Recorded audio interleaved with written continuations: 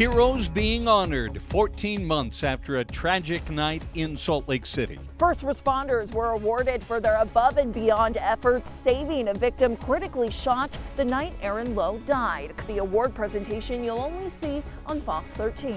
3 football players from the University of Virginia gunned down by a former teammate. How the deadly shooting is having an impact on Utahns tonight. It was another chilly day here across the state under mostly clear sky, tracking a chance for some snow this week. I'll let you know where and also the timing of a warm-up.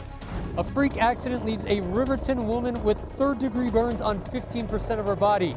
We hear from her fiance on her road to recovery. And could the answer to averting environmental disaster be found in Las Vegas? From the shores of the shrinking Great Salt Lake to the neon and glittering lights of Las Vegas, we've hit the road to get the story. We start Fox 13 News at 9 with breaking news tonight. We've just learned within the past 30 minutes that a man killed in a crash with a cement truck in Lehigh over the weekend was a Salt Lake County Sheriff's deputy. Lehigh police say Joel Baker of Eagle Mountain was on his way to work at the Salt Lake County Jail early Saturday morning when he was hit by a cement truck at 2100 North Redwood Road. Police say that cement truck driver ran a red light. The cement truck driver is cooperating with police. Impairment is not believed to be a factor. We are working to get more information right now. We, of course, will keep you updated on this story as we learn more.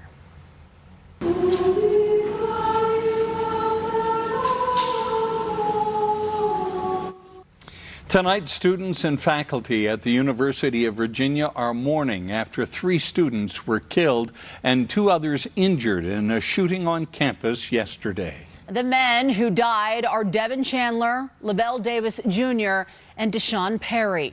All 3 are members of the UVA football team.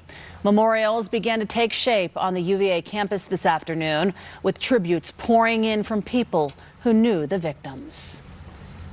My heart is broken for the victims and their families and for all those who knew and loved them.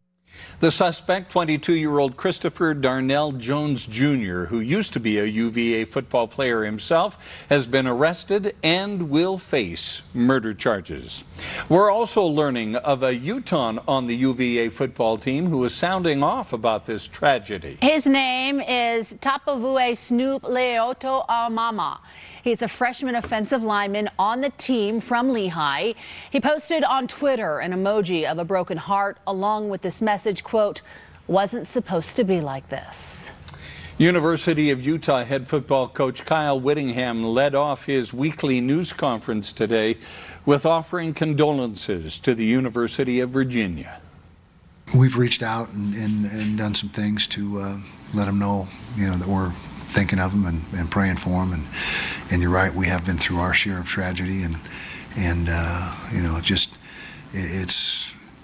it's just horrific. And they had to have 3 players. I mean, I can't even, what they're going through is difficult. And then of course, who the apparent gunman was. I mean, it's you couldn't think of a worse situation. A very difficult time. Today, here in Utah, 9 first responders were honored for going above and beyond saving a victim's critically injured the night University of Utah football player Aaron Lowe was shot and killed near campus. 5 Salt Lake City Police Department officers and 4 firefighters were reunited this afternoon as they were recognized for their hard work that night. Fox 13 News reporter Emily Tenser brings us the story you will only see here. Those first responders were recognized for their heroic efforts the night of September 26, 2021. They would not disclose which specific shooting the award is tied to, but a reliable source tells Fox 13 News crews were on scene the night Aaron Lowe and another victim were shot at a house party here in Sugar House. Officer Boyd. A year and 2 months after a shooting critically injured one person and took the life of another, these first responders remember the intense moments the last time they were all together. They went out of their way to save a life. It was September 26th, 2021, the night Utah football player Aaron Lowe was shot and killed. Fire Station 13 received a call, arrived on scene only to realize circumstances were far worse than expected. The firefighters that were on scene needed help. We're waiting for more responders to come to the scene, and in the meantime, the police officers just jumped in there and started taking care of the patient. They were doing CPR on the one victim and trying to do bleeding control on the other victim. Captain Matt Taylor says typically one critical victim takes 8 to 10 people to administer care. At the time, he only had 2. I've been a paramedic for over 20 years. I've been to a lot of shootings over the years. And your help on that scene, I honestly believe made a difference for the one victim. That victim survived. On Monday, 5 officers and 4 firefighters received the Meritorious Company Award for their actions that night. So it entails actions that exceed just their normal job descriptions, above and beyond what would be expected, of a standard kind of response. Fire Chief Carl Lieb says these moments are something they're proud of, but it is bittersweet. They do these things and not everyone even recognizes it, not that we expect recognition, but they do an outstanding job, and then they do it again the next day. As for the latest in the suspect arrested for murdering Aaron Lowe, Buck and Buck's preliminary hearing is set for February 3rd. Reporting at Sugar House, Emily Tenser, Fox 13 News, Utah. The University of Idaho is reeling tonight after 4 students were found dead in a house near campus yesterday. Police suspect the deaths are homicides. Investigators gave no information on how the students died, but say there is no threat to the public and no one is in custody. The victims have been identified as 20-year-old Ethan Chapin from Conway, Washington, 21-year-old Madison Mogan from Coeur d'Alene, Idaho, 20-year-old Jana Kernodle of Avondale, Arizona, and 21-year-old Kaylee Goncalves from Rathdrum, Idaho. The school canceled classes today out of respect for the victims. Sadly, campus shootings are becoming more common, and the physical and emotional distress they cause can affect an entire campus community. I had the chance to talk with Dr. Sheree Watkins this afternoon. She is the Associate Vice President of Student Health and Wellness at the University of Utah.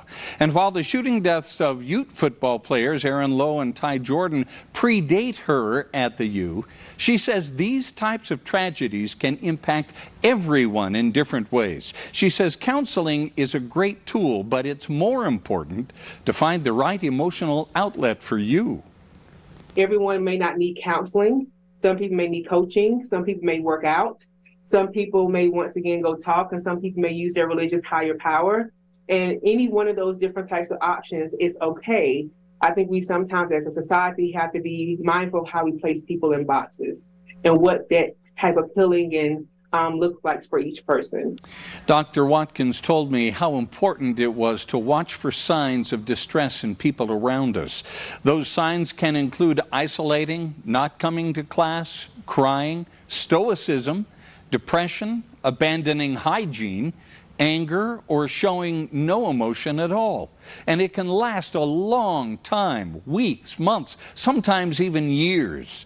She says a good rule of thumb is if you see something, do something.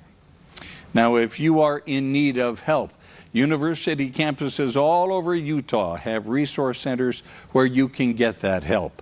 The University of Utah's Resource Center can be reached at 801-581-7776. New tonight, State Representative Dr. Suzanne Harrison is declaring victory in the race for Salt Lake County Council at Large, Seat B. Take a look at the very latest results. Democrat Harrison's lead over Republican incumbent Richard Snellgrove has now grown to nearly 32,000 votes. But remember, these results are not final just yet. The canvass, that's when results are finalized, will be on November 22nd. Well, it is cold out there, and bitter cold. It is bitter cold. It almost feels damp out when I took a step outside earlier, but there's no precipitation. Well, we'll have a few areas of fog tomorrow morning and frost. We've got freeze alerts to tell you about hard freeze warnings for lower Washington County. And then we will have some chances for snow later this week, but it's not a very good chance and it's not for many of you. It's just for parts of Utah. Hard freeze warning tonight, though. St. George all the way up through Tokerville over towards Ivins, Snow Canyon area. As we look at satellite and radar, we have a few clouds, mainly to our north, but into the overnight hours at 10 o'clock as we're getting ready for bed here in a moment, or right now you're maybe in bed watching us. Temps in the 20s for many of you. And then into tomorrow morning, we've got single digits in a couple of areas like Bryce Canyon and Evanston. We'll have teens for Logan, for Beaver, for Cedar City, and for Milford tomorrow morning. For Ely and Elko, close to 10 degrees early tomorrow. And for Provo, Salt Lake, and Ogden, we're all close to 20 to 25 early tomorrow. So for your Tuesday morning drive, clear sky, 23 degrees. Evening drive, not that much warmer. Temperatures in the low 30s when you're leaving work tomorrow. Let's talk about how long this cold weather will last and that chance for snow later in the week coming up in your forecast. A Utah County woman is sent to the hospital after a horrific accident at home. Hear from her family as she continues her recovery. Big box stores are paying the price of rising inflation. But what about small businesses? How one Salt Lake City store is handling things ahead of the holidays. And as the Great Salt Lake shrinks to record lows, the search for solutions now turns to Nevada. But I do believe that all states should look at what we did here. The lessons learned in Las Vegas that could be applied here in Utah. It's a big week for the Utah football team as they look to get back to the Pac-12 championship game, but they got to beat Oregon to do it this week. American Fork Police are looking for 3 missing children who may be heading to southern Utah. They say Denver, Mandan, and Truson Barlow left home on October 29th and were last seen in Beaver County. Here's a closer look at the boys posing with their mother. They're between 12 and 15 years old. Police do not believe they are in danger, but say not knowing where they are is concerning. If you have seen them or know where they are, call police. A woman is dead after an SUV she was driving wound up upside down in the Logan River this morning. A jogger spotted it. 2 bystanders were trying to get to the woman when first responders arrived. She was taken to Logan Regional Hospital where she was pronounced dead. Logan police say the SUV drifted off the embankment and into the river. I just come up the road here and then turn around and go back up the trail here and saw an SUV in the river here. The woman has been identified as 33-year-old Jillian Wood. No one else was in the car. They don't know how long the SUV had been in the water. A Riverton mother of 9 is hospitalized tonight after an accident at her home left her with 3rd-degree burns on her face, chest, and arm. And Bob, while her fiance stays right by her side through what may be weeks of recovery, Fox 13 News reporter Chris Arnold shows us how her injuries may impact her entire family. She's really the key to our family. She holds us together. Jordan Ortiz describes first meeting his fiancée and soon-to-be wife Angelica Reed in a magical way. I met her at daycare where she was taking her kids and I was taking my kids at the time. And it was just kind of like love at first sight. A blended family, including Jordan's 5 kids, Angelica's 3, and one of their own, ranging from 15 years to just under a year old. I'm thankful for everything she does for me, my kids, just everything. She's an amazing woman. Jordan says last weekend was like any other, with food and preparations for Christmas next month. He says Angelica went downstairs to dump the oil she used to cook with outside. She slipped and fell, and all I heard was a boom, boom, and just loud screaming, frantic, like terrible screaming that you don't want to hear. That cooking oil spilling on Angelica. I rushed her upstairs into the bathroom and just started running cold water on her, trying to get her to calm down. Jordan says he rushed her to Riverton Hospital. She would eventually be transported to the burn unit at University Hospital. He says she has 3rd-degree burns on 15% of her body, including her face and arms. It was something that came as a shock to Mindy Little Brown, Angelica's friend and manager at work. It just broke me. It was really hard to see Angelica in that kind of state because she's such a She's the first one to laugh at a joke. And she laughs the loudest, and it's contagious. While this incident has put a wrench in their holiday plans, we ain't going to be able to spend Thanksgiving with our family. She's going to be here. You know, it's a sad moment for everybody. Jordan says a positive is Angelica has made progress in her recovery and even had her second skin graft surgery on Monday. We're being optimistic and keeping our prayers for her. And hopefully this is the last surgery that she'll have to go through. Well, Jordan tells me that Angelica will be here at University Hospital at least for the next few weeks recovering. His hope is that she'll be out in time to celebrate their baby girl's first birthday on December 3rd. In Salt Lake, Chris Arnold, Fox 13 News, Utah. One of downtown Salt Lake City's most popular eateries is closing its doors for good on December 30th. Le Madeleine French Bakery announced on Facebook today that after 19 years, they've decided to close. Owner Romina Rasmussen says many factors went into the decision, including difficulties sourcing ingredients and hiring.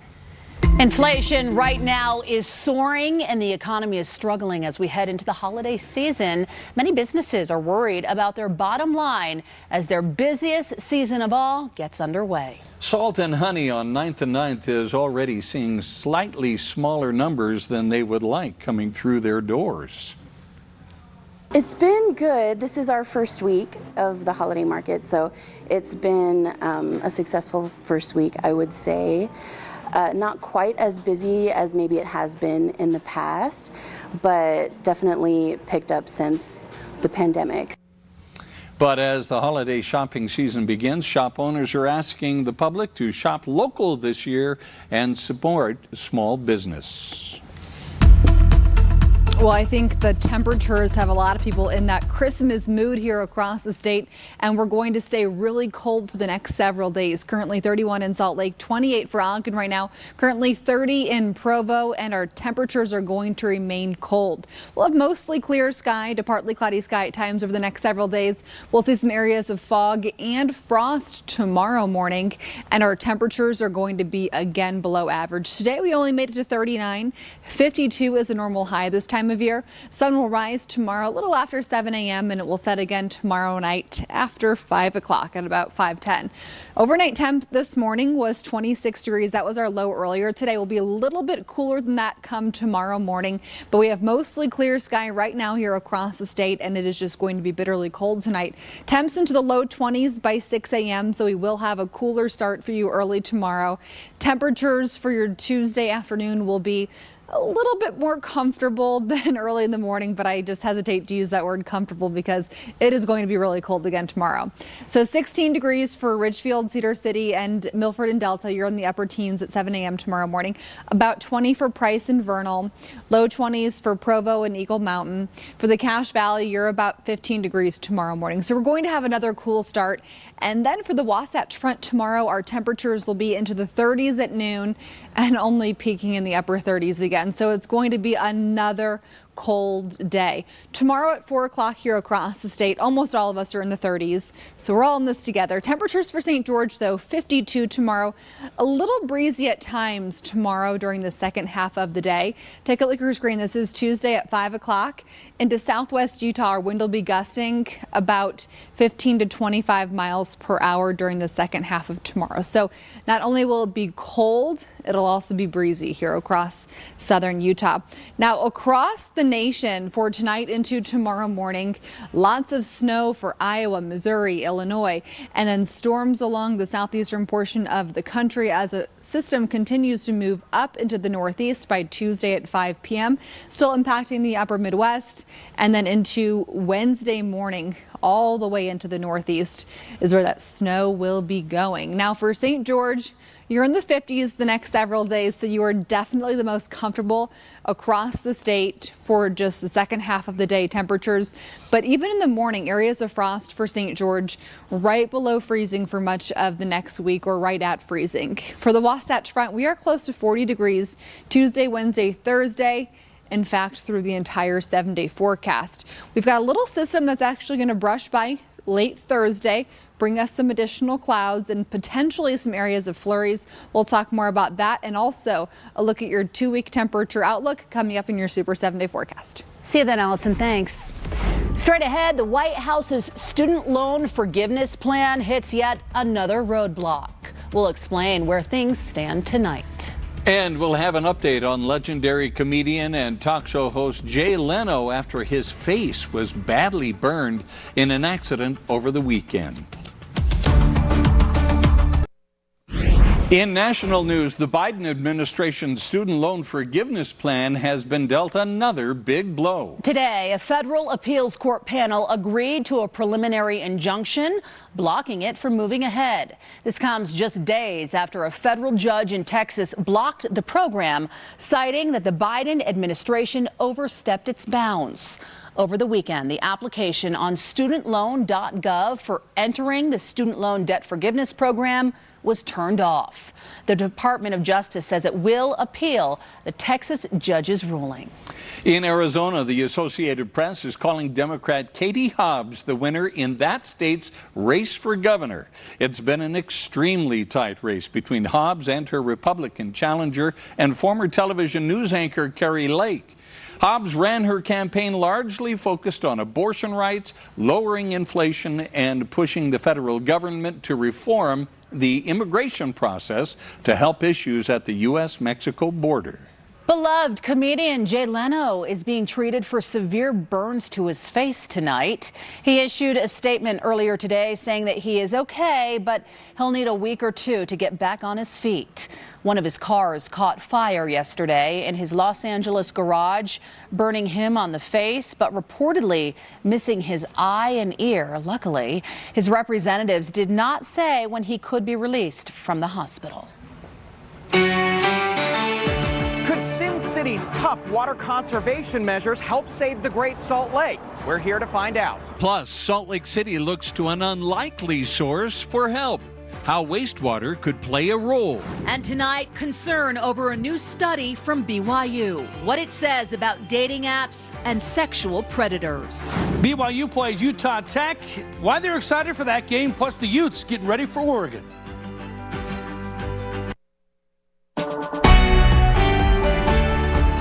As the Great Salt Lake continues to decline, water conservation is more urgently needed. But is Utah doing enough? Good question. As part of the Great Salt Lake Collaborative, Fox 13 News political reporter Ben Winslow recently traveled to Las Vegas, which has imposed some very tough restrictions on outdoor landscaping with enforcement there. He found out whether it was something that would work in Utah as we grapple with drought.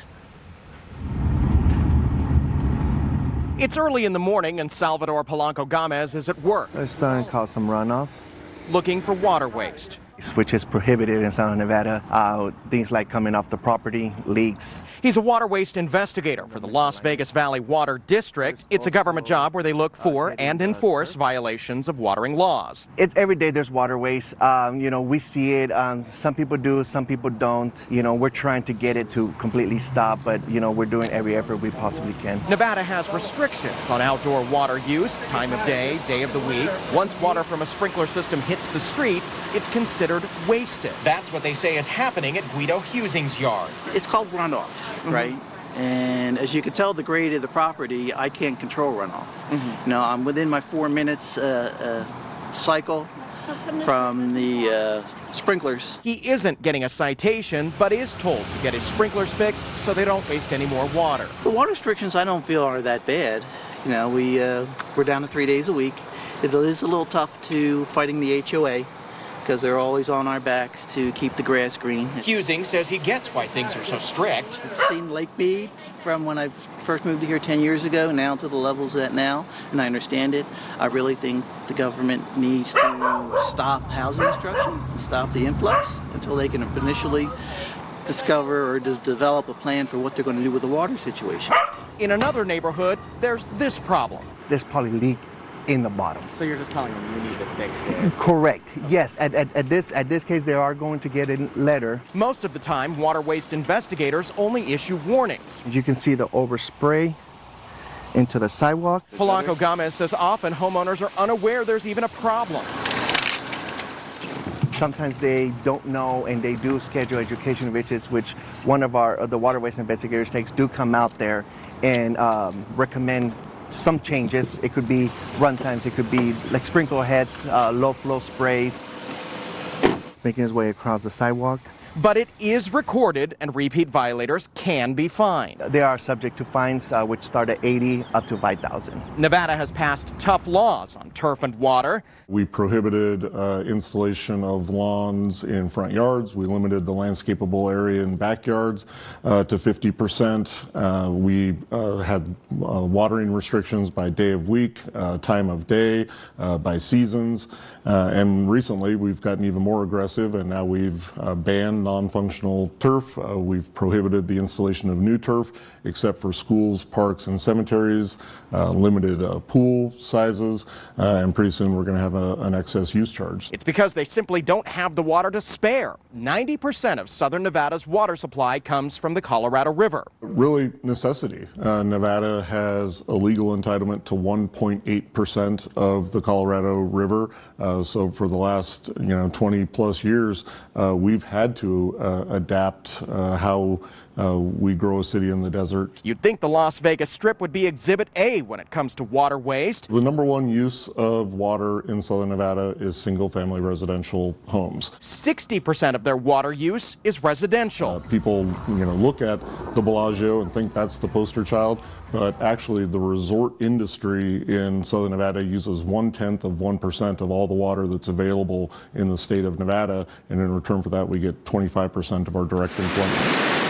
Indoor water use in the Las Vegas area is recycled, eventually winding up here in the Las Vegas Wash, a newly created wildland habitat, and back into Lake Mead. The restrictions didn't always used to be like this, but local water authorities say they need to be more strict to ensure a reliable water supply for the Las Vegas area. It's showing signs of success. The Southern Nevada Water Authority reports a 26 billion gallon reduction in water use over last year, stretching the water supply a little further. Officials say they've cut overall water use by 26%, while adding 750,000 people to the area since 2002. That's in addition to the estimated 40 million visitors who come to the Las Vegas area each year. Put another way, the agency says it's a 49% increase in population, but a 48% per capita decrease in water use. The population here can see Lake Mead. They can see, that 170-foot decline over the last 20 years, and so they know they need to do their part. This used to be a popular bay where boats would launch here at Lake Mead. As you can see, it's all dried up. It happened earlier this year. About the same time, they turned on some pumps to continue to ensure that the area gets water that they need. What that gives us is the ability to access Lake Mead even in a circumstance where the Bureau of Reclamation can't physically release water through Hoover Dam and deliver that water downstream to California, Arizona, and the country of Mexico. These pumps were built as a sort of insurance policy for the Las Vegas area. Earlier this year, they cashed it in. It guarantees the physical availability for water for 2.3 million Nevadans, even in a circumstance where the federal government can't deliver water downstream to 25 million Americans.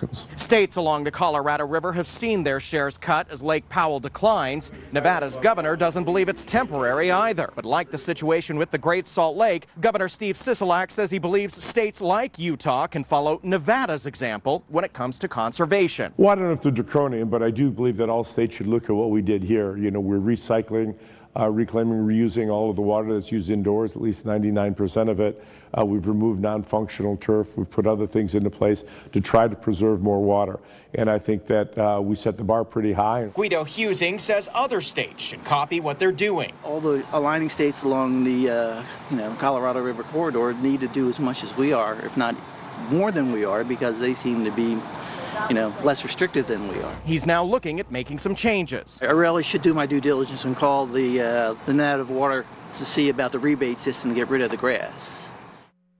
That was Ben Winslow reporting. Coming up tomorrow night, what else the Las Vegas area does to incentivize people to get rid of their lawns and what Utahns should consider replacing their lawns with to help alleviate the problems within our own state. Salt Lake City is building a new wastewater treatment plant that can also help the Great Salt Lake.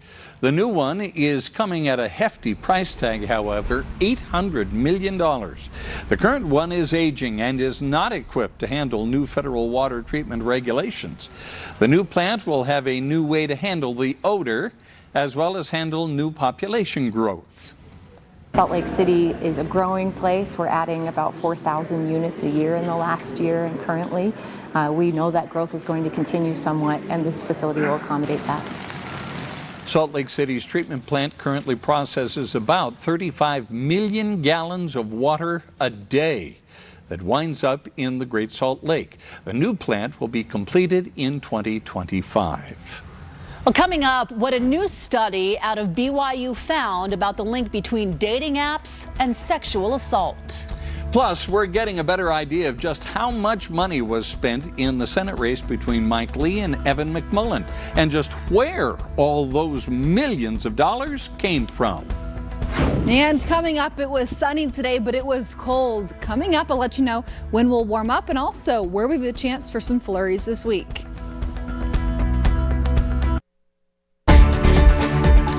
"86 of Utah's elected officials are encouraging Florida Governor Ron DeSantis to run for president in 2024. In a news release from the Utah legislature today, Senators Dan McCade, Todd Weiler, and Mike McKell say, quote, "We need a leader who will strengthen and unify the nation." Governor DeSantis just won re-election. When asked by his challenger if he would serve his full term as governor, DeSantis did not answer. Spending in the U.S. Senate race between Republican Utah Senator Mike Lee and his unaffiliated challenger Evan McMullin reached $35 million, and the numbers are still coming in. Senator Lee last week won re-election as well as the spending battle against McMullin, but it was outside groups, PACs and super PACs. They spent more money than the two candidates did. These people will have unusual access to the successful candidate, and the successful candidate will remember that when they're in the next tight race. Putting a limit on what The race is already about 3 times more expensive than any other Utah Senate race on record, and Lee and McMullin still need to report what they spent in late October through Election Day. Still ahead, does it make more financial sense to rent or buy a home? A new study answers that question, plus how Utah cities compare, coming up. And coming up in sports, the Utes and Aggies both looking to stay undefeated in college basketball tonight. And the Utes, a big matchup this Saturday against Oregon. But head coach Kyle Whittingham will tell us how this is nothing new for the Utes. A new BYU study explores the relationship between dating apps and sexual assault and suggests sexual predators use dating apps to find victims. A BYU nursing team analyzed Utah sexual assault victims' medical charts from 2017 to 2020. They found 14% of the rapes committed happened on the first date. College students and those with mental illnesses were more likely to be targeted. 60% of the victims self-disclosed mental illness.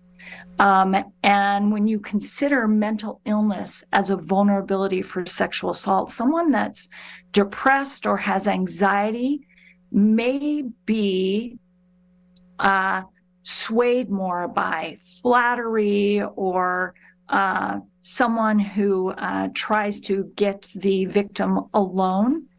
Dr. Valentine there also said the takeaway from the findings isn't to stop using dating apps, but to increase safety within those apps. Provo, Salt Lake City, and Ogden are in the top 20 of Florida Atlantic University's list for most renter-friendly cities. Salt Lake City ranks 20th in the price to rent report with a premium of 15.02%. That's the amount above the average price to rent ratio for the area. A higher price to rent ratio favors renting over owning because it implies ownership is relatively more expensive. So you can see prices have been falling in Salt Lake City. So the price to rent ratio is very sensitive to any change in price or any small change.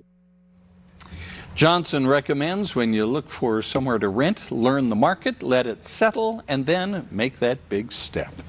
Well, there were a lot of happy folks at the ski kickoff news conference today. Yes, with 3 resorts already open, several opening this week. They expect a strong season. Last year, with a late start, also a weak snowpack, skiers and boarders still spent a record-breaking $2.35 billion in Utah. We haven't seen an early season like this in quite some time. The snowpack is really, really awesome. Really awesome already. Really awesome. Hope it stays that way. Awesome. The snowpack around Utah is currently more than 3 times what it would be on November 14th in a normal year. That certainly is great news for Utah's water supply, so long as it stays cold in the mountains. And all of those resorts, the ones already open, the ones opening this week, Allison, they all have the greatest snow on earth. Yeah, it says so right on the license plates. That It is says so. right. And we all know that license plates don't lie. That's correct. And we unfortunately don't have much new snow on the way, but temperatures are going to be cold enough that the resorts can continue making snow over the next few days. Our next chance for some snow to move in will be Thursday. A system's going to brush by to our north, but we could maybe squeeze some flurries out of this second half of the day Thursday. It's just not that great of a storm for us here in Utah. Beyond that, we have some dry cold fronts that are going to keep reinforcing our colder air, and we'll have mostly clear sky for you tonight as you wake up Tuesday morning in the teens and single digits for Beaver and Bryce Canyon. 20 to 25 for Salt Lake, Ogden, and Provo tomorrow morning. And then throughout the day, we'll have 30s for much of the state. St. George, you are into the 50s. My husband did some golfing in Southwest Utah this weekend, and they said it was fantastic during the second half of the day, during the afternoons. Then it got cold really quickly. So we're going to continue with great conditions for that in Southwest Utah, and the rest of us dealing with much colder conditions here across the state. For Ogden, your 7-day forecast is dry. Same thing for Provo. We're going to keep things dry for Utah County. We could maybe see a few flurries Thursday night. Just not very likely. And for St. George, you've got great tennis weather, great pickleball weather, great hiking conditions, but some cold starts. Tomorrow morning, we'll have some fog out towards Wendover and near the Nevada border and Idaho border. And then by Thursday night, that's going to be our next area where we could see some slick roads with that chance for some snow to move in. But really what we're going to be seeing here the next few days will be generally dry conditions and just very cold temps. For St. George, you're consistent. You're close to 50 to 55 for the next week. Overnight temps all around 30 degrees for St. George, but sunny sky tomorrow. For Salt Lake, sunny sky tomorrow. We'll see actually decreasing clouds. Wednesday, 40 degrees, but as we break down your temperatures for tomorrow, you're just going to have that cool start, and you'll be into the 30s at about 11 a.m., and then you'll peak in the upper 30s. We head into this weekend, and we're going to keep things dry here in Salt Lake with temperatures close to 40 degrees for the next several days.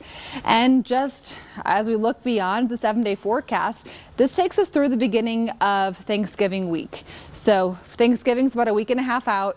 Next Monday of Thanksgiving week, it'll be 44 degrees. But as we look at our temperature outlook for week 2, so this is at the end of our 7-day forecast, the 22nd through the 28th, above average temperatures for week 2. So next week we could see a little bit of a return to some more comfortable temperatures and some better chances for rain to return also, and snow. It's a big week for the 10th-ranked Utah football team. The Utes play at number 12 Oregon on Saturday night. If they win that game and the final game of the regular season against Colorado, they're back in the Pac-12 championship game where they beat the Ducks last year. Utah, Oregon, and USC all have just one conference loss, and UCLA and Washington have 2. So there are 5 teams battling for the top 2 spots in the championship game. The Utes have been feeling the pressure to win and keeping pace in the Pac-12 race since losing to UCLA on October 15th. We've had our backs to the wall ever since UCLA, and every single game has been a pressure game, and that's what you want to play in. I mean, if you're not playing in pressure games, that means you're irrelevant, and so you don't want to be irrelevant. You want your backs to be against the wall, or each game mattering, and critical, which is the situation we're in, and we welcome that, and our guys have handled it very well. So that's something that we don't look at as anything but a big positive, and there's a reason it's a pressure game and a big game, because you've earned that right to have it be that. That's something that we welcome. BYU will play their final home game of the season on Saturday against Utah Tech. Cougars coming off a bye week after ending their 4-game losing streak with a big win over Boise State. So they're feeling good going into this game, which they can make them bowl eligible with a win. We're obviously motivated by a bowl game when us seniors and upperclassmen were motivated by just winning our last game in Lavelle and continue on to win, because, I mean, that's just the game of football, is to win. Great opportunity to let people know, like, we still not done yet, and we still have a goal to accomplish, and that's to get a bowl game and win that bowl game as well for the seniors, but, for the program and leaving a legacy for upcoming years, I guess, for them in the Big 12. College basketball, Utah took on Idaho State. Mike Saunders Jr. gets a good look from 3, and he knocks it down. He scored 9 points for the Utes. And Gabe Madsen gets it inside to Brandon Carlson. Scores 2 of his 26 points, also had 9 rebounds, and he had this nice throwdown later in the second half. The Utes pulled away. Eli Ballstead from 3. Utah won it 70-58 to improve to 3-0. Utah State played at home against Santa Clara. The Aggies got off to a great start. Taylor Funk with the steal, and he takes it right to the rim. Then Ryland Jones feeds him for another throwdown. He had 22 points. Stephen Ashford shot it well, made 4 of 6 from three-point range. He had 18 points. The Aggies led it by 14 at the half. They cruised. Trevin Dorius with the jam. Utah State won it 96-74. They're also 3-0. Nice little run there for Utah. I will say in the NFL, there's no longer an undefeated team. The Philadelphia they Eagles did? lost tonight to the Washington Commanders. I'm so sorry. Her brother-in-law's an assistant coach there. Yeah. Oh, man. Well, They're still okay. 8-1's I'm sure they're still confident that they're going to the Super Bowl. Yeah, it's funny. The Miami Dolphins, the only team to go undefeated, they have a party after the final undefeated team loses every year. So they're partying tonight? Party's on. Oh, wow. Well, thanks for the news, Jeff. Sorry. We'll be right back. Well, how about this? The house from the movie A Christmas Story, it's going up for sale. But the house in Cleveland, Ohio, also the museum across the street, are part of this deal. For more details, go to achristmasstoryhouse.com. Does it come with the leg lamp? Yeah, The leg to put in lamp, the front window. Iconic Christmas decor. Oh, Quick Cast up next.